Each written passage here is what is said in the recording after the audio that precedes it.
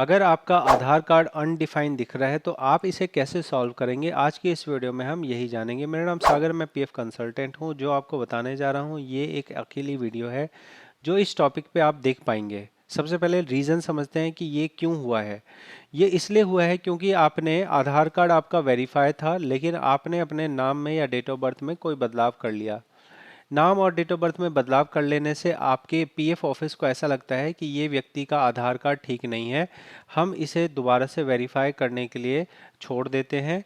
ये आदमी को दोबारा से ये साबित करना पड़ेगा कि ये आधार कार्ड सही लगा हुआ है। तो इसको साबित करने के लिए आपको अपने मेंबर होम को पहले लॉगिन करना है।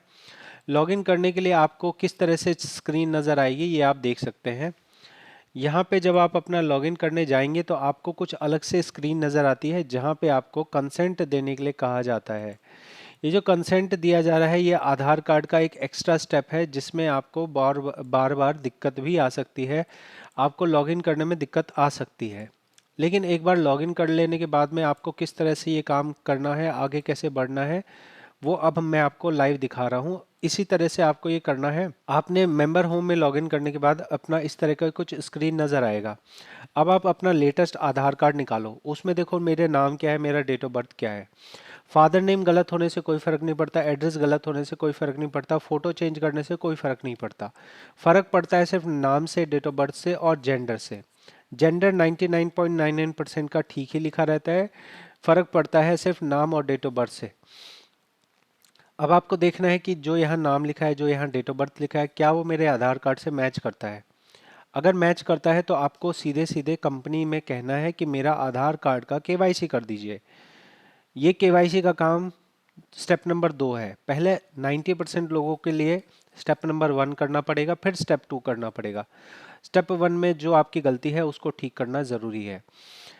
ये ठीक करने के लिए आपको ये देखना होगा कि आपका जो मेंबर की सर्विस शुरू हो रही है वो 1 अक्टूबर 2017 से पहले की अगर है तो आपको डॉक्यूमेंट लगाना पड़ेगा और कंपनी से अप्रूवल लेना पड़ेगा। लेकिन अगर 1 अक्टूबर 2017 के बाद की है तो ना तो डॉक्यूमेंट लगाना है ना कंपनी से अप्रूवल लेना है। आप खुद से ही अपना नाम ठीक कर सकते हो, डेट ऑफ बर्थ ठीक कर सकते हो, फादर नेम ठीक कर सकते हो, कुछ भी ठीक कर सकते हो खुद से ही। ठीक है। तो इस मेंबर के केस में ये आईडी जो है वो अक्टूबर 2017 से पहले की है। आपका भी अगर ऐसा होता है तो आपको क्या तैयार करना है ध्यान से समझनी है। आपको 2 डॉक्यूमेंट की फाइल बनानी है, पीडीएफ फाइल। इसमें आपको पहले डॉक्यूमेंट में पैन कार्ड, आधार कार्ड का फ्रंट पेज और बैक पेज, इसका फोटोकॉपी वाले से जाके फोटोकॉपी करा लीजिए। एक ही पेज पे पैन कार्ड है, आधार कार्ड का फ्रंट पेज, आधार कार्ड का बैक पेज, और यहाँ सिग्नेचर कर दीजिए।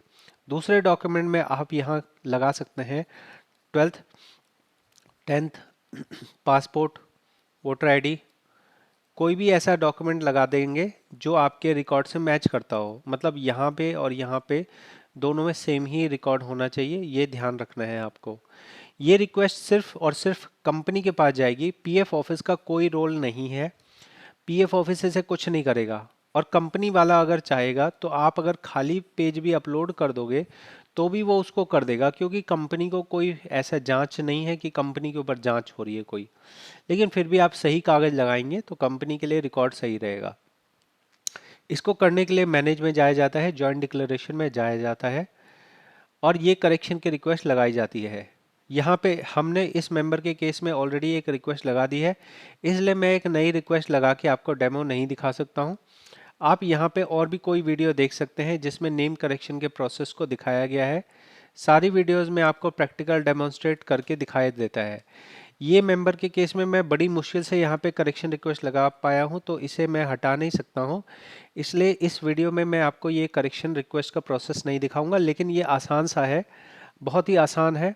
आपको ये किसी भी वीडियो में जाके देख लेना है ये प्रोसेस कैसे किया जाता है, बहुत आसान है। आप बस गेट डिटेल करेंगे, आपके सामने पेज खुल जाएगा। पेज खुल जाएगा, एक तरफ सही जानकारी होगी, एक तरफ पुरानी जानकारी है, एक तरफ नई जानकारी है। जो आपको जानकारी गलत लग रही है उसको ठीक करने के लिए लगा दो। फिर आगे वेरीफाई करो, वेरीफाई करके डॉक्यूमेंट अपलोड करो, डॉक्यूमेंट अपलोड करके आधार ओटीपी आएगा, आधार ओटीपी से आपकी रिक्वेस्ट आगे चली जाएगी। वो रिक्वेस्ट आपको इस तरह से दिखाई देगी, या अगर पेंडिंग एट एम्प्लॉयर दिख रहा है मतलब एम्प्लॉयर को आपको कहना पड़ेगा रिक्वेस्ट के लिए। अगर दिख रहा है एक्सेप्टेड बाय मेंबर तो इसका मतलब है कि आपका ये करेक्शन हो गई है, आपका तुरंत ही आपके रिकॉर्ड ठीक हो गया। अब ये स्टेप नंबर 1 हो गया।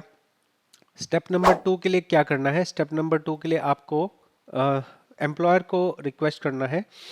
वो कहाँ जाएगा? एम्प्लॉयर एम्प्लॉयर को अपना पोर्टल खोलना है, फिर मेंबर में जाना है, मेंबर प्रोफाइल पे जाना है।